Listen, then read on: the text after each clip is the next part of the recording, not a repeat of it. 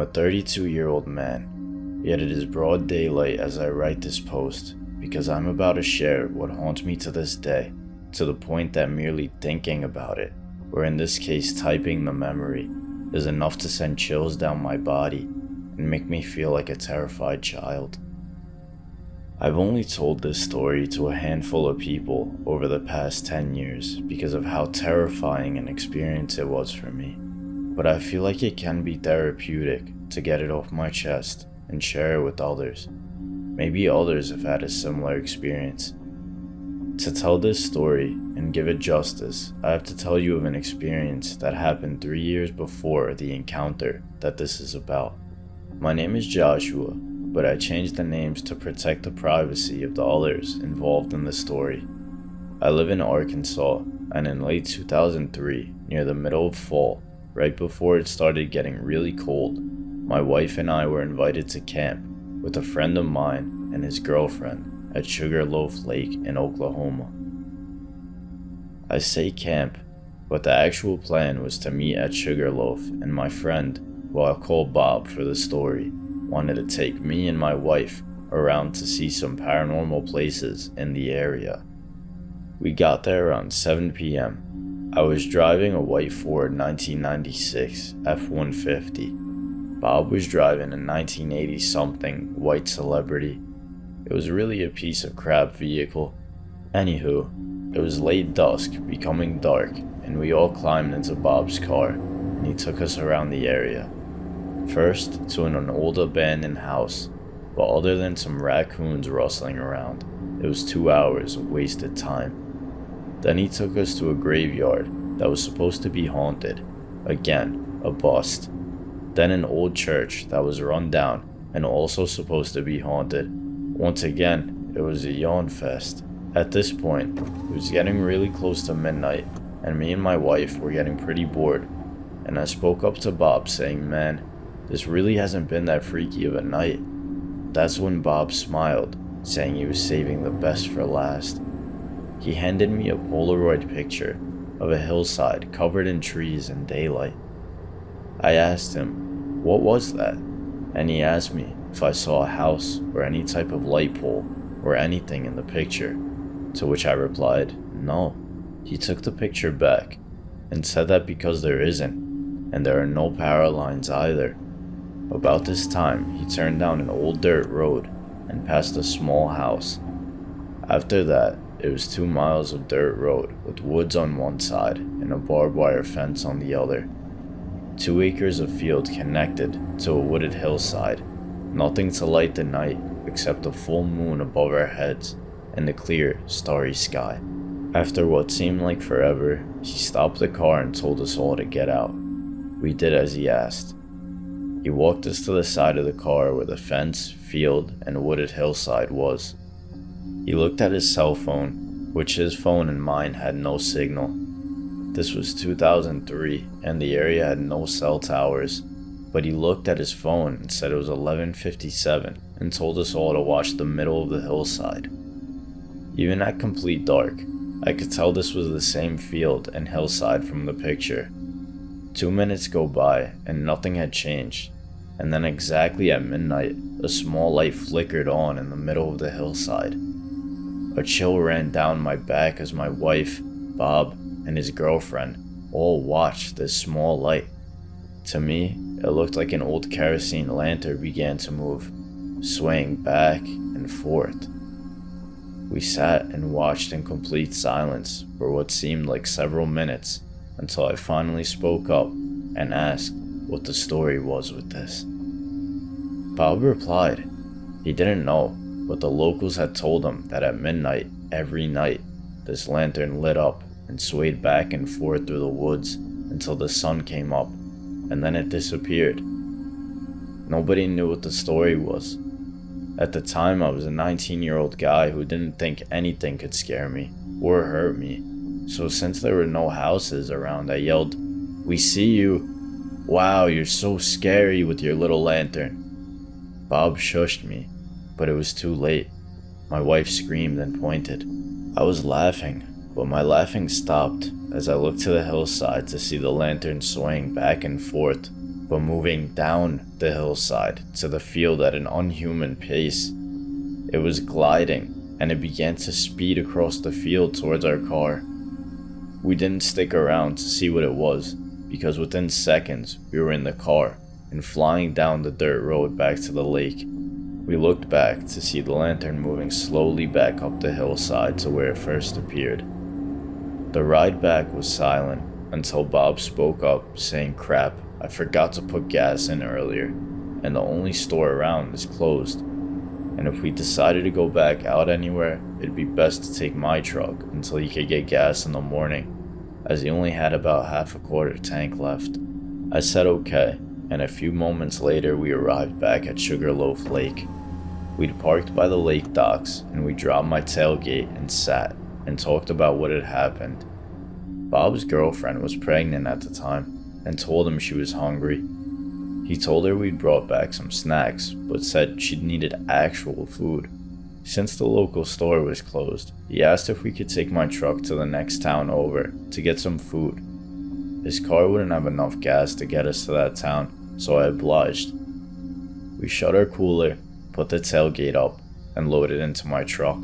I turned the key, and nothing happened. My truck was dead.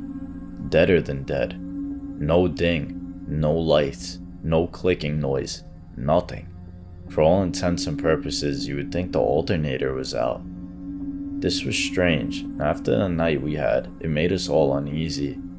We got out of the truck and popped the hood, pulled Bob's car around to the front, and attempted to jump my truck with his car. This is where it gets even weirder. As soon as we connected the jumper cables to my battery and his girlfriend started the car, and within a second the cables in between the connectors started to smoke, and in a flash of fire they burned up within seconds. The cables were nothing more than bits of melted rubber and ash, with only the end clamps still on our batteries. Bob ran and turned off his car, and we took the clamps off of our batteries. We looked at each other in the eerie moon and starlit night. Did I mention there were no light poles around?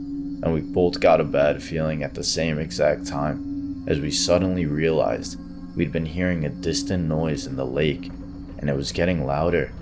It was a boat motor. Now, like I said, it was that time of the year it started getting really cold, especially at night. We were bundled up as it was, and we were standing still on land at night, but somebody was out on a boat. After midnight, the sound of the motor was going pretty fast, but we saw nothing. That is, until the boat was about 50 yards away, and a very bright spotlight came on, temporarily blinding us all. Bob and I told the woman to get in the car and lock the doors. I reached into the bed of my truck and gave Bob my tire tool, and I picked up another. We were standing in front of the vehicles in the middle, the hoods up on both of our cars as the boat pulled up to the dock, and two heavily bearded men in their 30s to 40s stepped out of the boat and walked up. It's hard to give an accurate description as their spotlight was still pointed at us, and it covered the men in an eerie shadow while blinding us. They looked at us in our vehicles and glanced at the direction of the car where the women were sitting and let out a small chuckle. "You fellers got some sort of car trouble?" one asked as he lit up a cigarette. Yeah, nothing we can't handle though," I spoke. The guy with the cigarette sniffed the air and looked down between Bob and I's feet and saw the smoking ashes of what was the jumper cable. "Looks like it was more than your jumper cables could handle. You need some help? We got tools on the boat, so I think I can fix your problems right up." Then the other man who had chuckled in the beginning said, fix them right up." I was speechless at this moment, with my mouth hanging open. The two men walked back to their boat, and we heard what sounded like chains rattling around as we tried to make out what they're doing. The spotlight was so blinding, we could barely see, but the chain noise was enough. Bob looked at me, and without saying a word, we both jumped in the car and drove the hell out of there. For the next few hours, we drove to a populated area of houses. The woman fell asleep, and Bob and I were talking about how weird this whole ordeal was, and what a scary night it actually ended up being. We woke the woman up and we drove back to the hillside. We got there with about 4 minutes left until sunrise, just to see the lantern still swaying in the woods. Bob looked at me and smiled and did the motion for zipping my lip, and we all watched in wonder as right at the sunrise started, the lantern slowly faded away to nothing. After this, we got in the car and drove back to the lake, feeling safer now. When we got there was no sign of the boat, and the hood of my truck was still up with the doors locked. On a whim, I told Bob I was going to start trying the truck one more time before he drove us somewhere where I could get cell signal. And I'll be damned, the truck started right up with no hesitation. We all went our separate ways, happy to have seen the sunrise and counting our blessings and swearing to leave paranormal investigating the area to others. We never wanted to come back to this area and run into those boat people again. However, all things fade with time, even fear and common sense. 3 years later, Bob, who I haven't seen in almost 2 years at this point, called me up and said he had a proposition for me. He wanted to get back into the paranormal again, and so did I.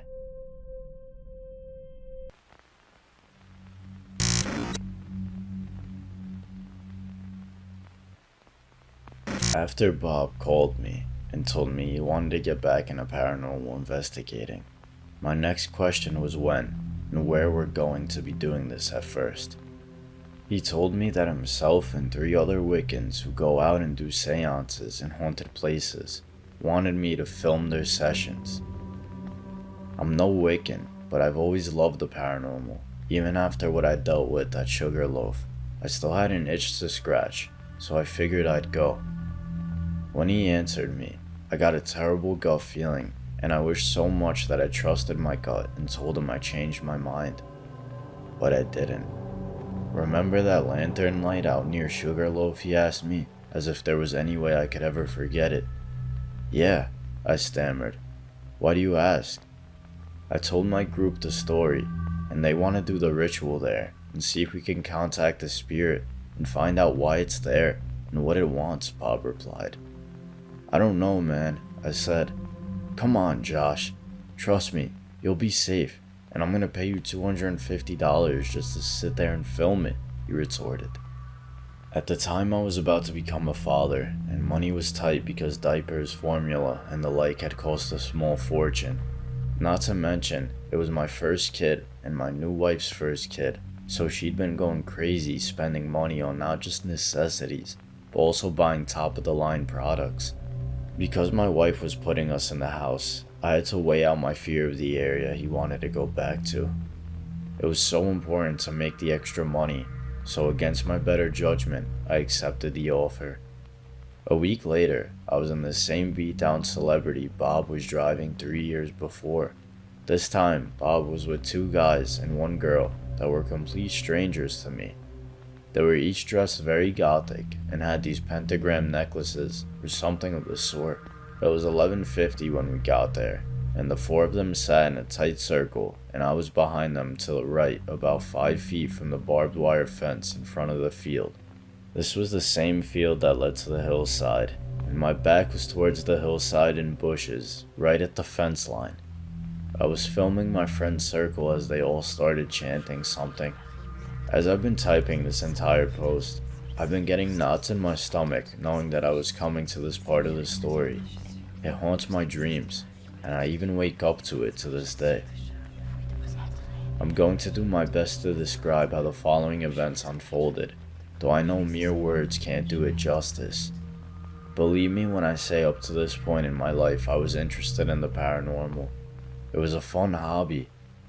But after this night, I never looked at it the same, and it wasn't fun or interesting anymore. I show it respect and stay away as far as possible. As his group was chanting, Bob lit up this huge candle in the middle of them and opened up some sort of book. It's not like a scary antique spell book or anything. It looked like a newer hardcover. Anyways, he started reciting words from it, and then he looked at his phone and told the group to be quiet and then looked at the hill. I turned the camera, and at midnight on the dot, the lantern appeared. One member of Bob's group blurted out, That's cool. I rolled my eyes, since the way these people were dressed and the way they carried themselves, the word cool didn't seem to fit in their vocab. Then Bob said to the group to join hands as they attempt to communicate with the spirit. I turned my back to the light and began to film the group as they began again chanting and Bob read from the book. Then they started asking questions in hopes the spirit would respond. About this time the wind picked up and Bob's candle went out. He told everyone to hold on and told me to cut the camera for a minute, and I obliged and stopped recording. I watched Bob try his lighter, then 2 lighters from the group, but none of them were working. I'm sitting down watching the group when I started hearing a rustling behind me. I jumped up, leaving the camera on the ground, and span around. Bob and his group were preoccupied with the candle and the lighter problem, and I was blinded by the brightest light I've ever seen. What I believe I saw was the lantern up close and personal, but as quick as it appeared, it had also been gone. It was nowhere to be seen, and it had blinded me and moved across the field and right behind me without me not realizing, within the span of maybe 30 seconds. I looked around for the lantern and nothing. It was only 12:15 or so, and the light had always stayed until sunrise. I muttered, "Guys, did you see that?" They all turned and asked what I was talking about, but before I could answer them, we were stopped dead in our tracks by distant laughter coming from nowhere and everywhere around us. This moment just seemed far off, and it wasn't ordinary laughter. It sounded like hundreds or even thousands of children that haunt me to this very moment. The best way I could describe this laughter is for you to imagine listening to a large group of kids singing "Row Your Boat." You know, how one kid will start and then seconds later another will join in. I'm not saying the laughter sounded like the song, but I'm saying they laughed in unison like kids do when they were singing it. One would start, and then seconds later another would chime in, and it was getting closer. There was sinister laughing, goofy laughing, giggling coming from all around us in all directions. I was shaking, and I couldn't move, but I was spinning, looking off in the distance, saying, "This can't be real. This sort of thing does not happen," and we didn't know what was going on. I screamed to Bob that we had to get out of there, leaving the book and the candle behind.